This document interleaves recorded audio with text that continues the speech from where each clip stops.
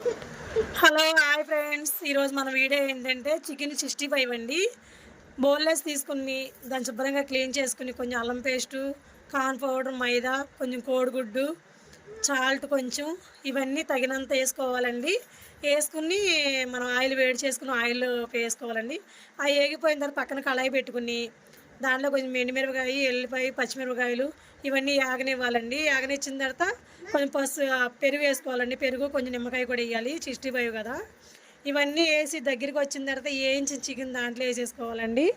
వేసుకుంటే chicken 65 ready అయిపోద్దండి. దాంట్లో కొంచెం కొత్తిమీర సర్వీస్ చేసుకుంటే సూపర్గా టేస్టీగా ఉండిద్దండి. చాలా బోన్లెస్ కదండి, చాలా బాగుండిద్ది. ఎందుకంటే చిన్నపిల్లలు కూడా ఇష్టంగా తింటారండి. చికెన్ అంటే బొయ్యకులు కాదు కదా, బోన్లెస్ కదా. చాలా బాగుండిద్ది, టేస్టీగా ఉండిద్దండి.